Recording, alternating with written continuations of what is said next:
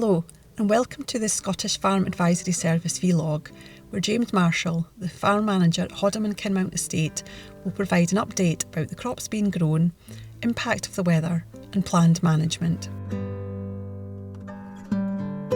This year's cropping, a couple hundred acres of winter barley, 140 acres of winter wheat, 130 of hybrid rye, which will be the first crop to get harvested next week for the digester as a whole crop.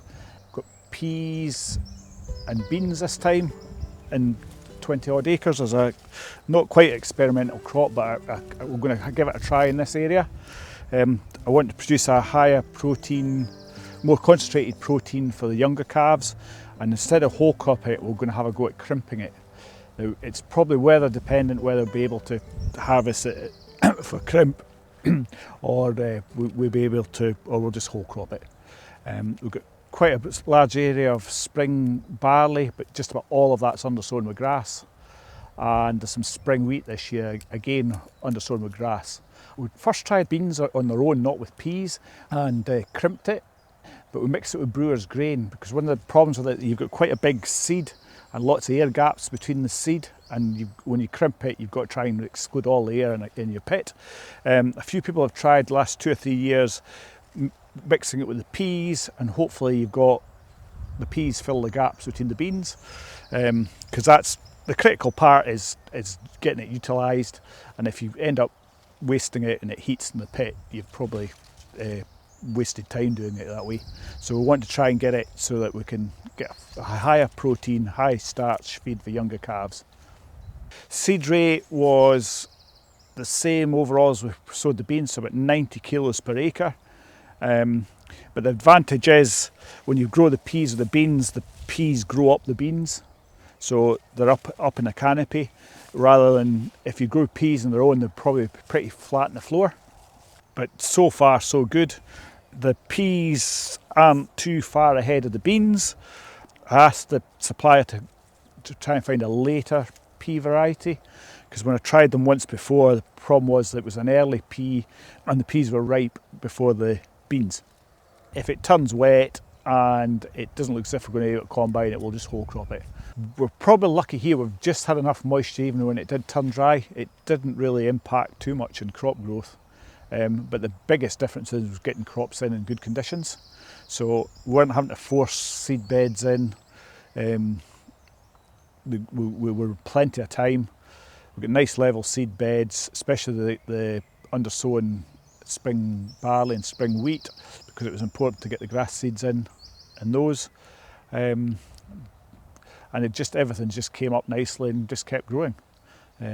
It'll be interesting to see how winter cereals fare, but I think they're looking pretty promising. So we'll be at least average, if not better than last year. On the driest block of land, free drain land with some wheat, which was just starting to suffer a little bit. But most of that block that we ploughed, we put into maize this time, and the maize plants were fine. And now that they've got the moisture, they've really rocketed through the growth stages. We haven't done any direct drilling in the spring the last few years yet. There was a field in the autumn out of beans that I just felt it was too rough, and it was just the way the wet autumn that came in and the risk factor, so we did plough that. The next door field, which was direct drilled for the 3rd time, the ploughed and combination drill field has looked good all the time. It came up evenly, kept on growing. The direct drilled field was winter barley. It looked scruffy for quite a long time and seemed to take longer to go in the spring. But actually now, you'd be very hard pushed to tell that without looking very close at that field was direct drill. It's certainly evened up an awful lot. The only issue is there's more volunteer wheat in it, because it was a previous crop of wheat. As a result, we might cut that in the next 2 weeks and crimp that grain in order to get rid of the wheat, seed out the barley. As soon as we've harvested that wheat and that barley, so we've got the two different regimes either side of the hedge, we're intending to dig some soil pits and just look and see what's happened to the soil structure.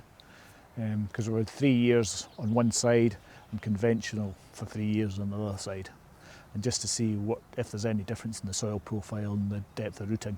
We started off on an integrated beef scheme last March. So those calves came in, they were 4 to 5 months of age. They went out to graze for the summer, and then we brought them back in the autumn. They are currently going off finished now. The first batch went on Monday at just under 19 months of age. We took a draw of heifers first because they were the fittest out the batch. They've averaged 319 kilos dead, mostly R4L, so absolutely perfect. We'll probably get more away in the next 2 weeks, which will probably include a lot of the bullocks, so I would think they'll be quite a lot heavier. We've followed that by another 3 batches. So batch 1 is going now, batch 2 is also in the shed. Again, they grazed last summer, but they'll start to go out in August, and batches 3 and 4 are out at grass now. So it's all about the numbers in these systems, so you just have to put as many through as you possibly can. And luckily here we can grow just about all the feed we need for them. So currently the finishing ration is whole crop spring barley from last year that was undersown, grass silage, crimped barley, and we've got a little bit of whole crop beans left. So the only thing we're needing to buy in for those cattle is some minerals just to balance out the ration. We finished the carbon audit, I think it was May last year, using figures from 31st October 2023. We've made quite a lot of changes in area land, and we've got probably a higher output of cattle and sheep now. So we're going to do another carbon audit this autumn and probably use the same date, 31st of October, to collate the figures. And I would think we should have increased output. Probably inputs will be much the same.